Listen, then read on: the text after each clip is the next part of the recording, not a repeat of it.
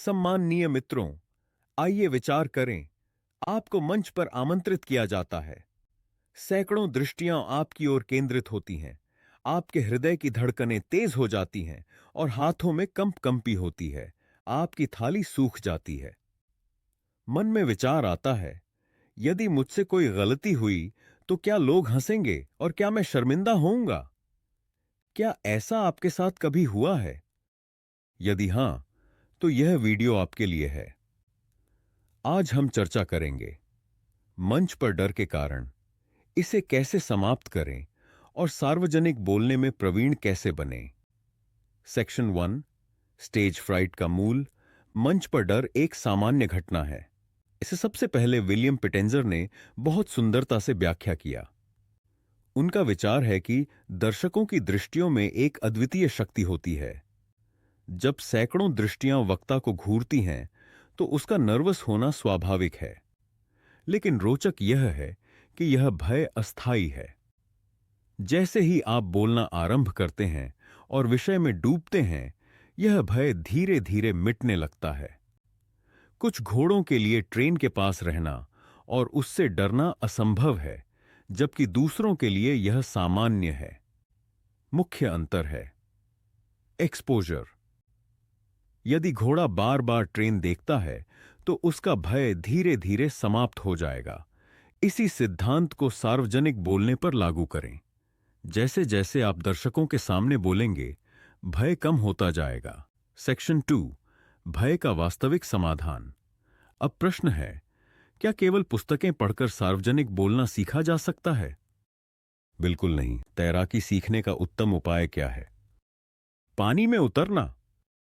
हालांकि प्रारंभ में आप असहज हो सकते हैं, लेकिन धीरे धीरे आप आत्मविश्वासी बनेंगे। सार्वजनिक बोलना भी इसी तरह होता है।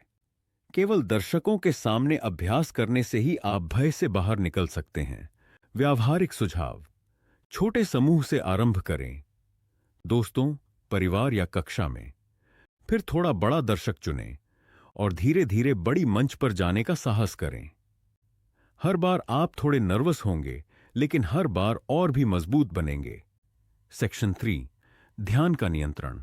मंच पर डर को नियंत्रित करने का एक और प्रभावशाली तरीका है ध्यान का स्थानांतरण। दृश्य: लोहार का उदाहरण। जब लोहार घोड़े को नाल ठोकता है तो वह घोड़े का ध्यान दर्द से हटा देता है ताकि वह प्रक्रिया से विचलित हो जाए। आप भी मंच पर ऐसा ही करें। दर्शकों की बजाय अपने विषय पर ध्यान केंद्रित करें। अपनी भावनाओं के बजाय अपने संदेश पर ध्यान दें। एकाग्रता का अर्थ है कम महत्वपूर्ण बातों से ध्यान हटाकर महत्वपूर्ण पर ध्यान केंद्रित करना। दर्शक आपकी पोशाक, टाई या हेयर स्टाइल देखने नहीं आए हैं। वे सुनने आए हैं कि आप क्या कहने वाले हैं। सेक्शन 4, आत्म साक्षात्कार और गर्व। मंच पर भय के दो पहलू हैं। नकारात्मक आत्म साक्षात्कार: मैं असफल हो जाऊंगा, लोग हंसेंगे। अधिक आत्मविश्वास, गर्व: मैं दर्शकों को हिला दूंगा। दोनों ही विचार गलत हैं। पहला आपको कमजोर बनाता है, दूसरा आपको घमंडी और डिस्कनेक्टेड बना देता है। वोल्टेयर ने कहा था, आत्म प्रेम को छुपाना चाहिए, लेकिन दर्शक उसे पहचान लेते हैं। याद रखें, आप एक संदेशवाहक हैं, प्रदर्शक नहीं। दर्शक आपके व्यक्तित्व का प्रदर्शन देखने नहीं आए हैं, वे आपके संदेश को सुनने आए हैं। सेक्शन 5, तैयारी ही आत्मविश्वास है। अब सबसे व्यावहारिक बिंदु, तैयारी। कई लोग बिना तैयारी के मंच पर पहुंचते हैं और फिर स्वाभाविक रूप से सोचते हैं, क्या मैं सही कर रहा हूं? क्या लोग हंसे तो नहीं? क्या मैं असफल तो नहीं हो जाऊंगा? ऐसा इसलिए होता है क्योंकि मस्तिष्क खाली होता है। प्रकृति रिक्तता को सहन नहीं करती। जब ज्ञान का अभाव होता है तो भय और नकारात्मक विचार स्वतः आसपास भर जाते हैं। इसलिए अपने विषय को दर्शकों से बेहतर जानें। प्रारंभिक 3-4 वाक्य पूरी तरह याद करें। एक संरचना बनाएं। परिचय, बन 2-3 मुख्य बिंदु और निष्कर्ष।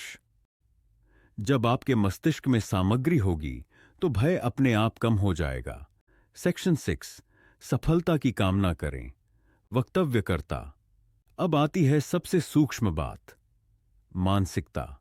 यदि आप पहले से सोचते हैं मैं असफल हो जाऊंगा, तो संभावना है कि आप वास्तव में असफल हो जाएंगे। लेकिन यदि आप सोचते हैं मैं तैयार हूं और मैं इसे कर सकता हूं, तो आपका आत्मविश्वास बढ़ जाएगी। आत्मविश्वास का अर्थ घमंड नहीं है।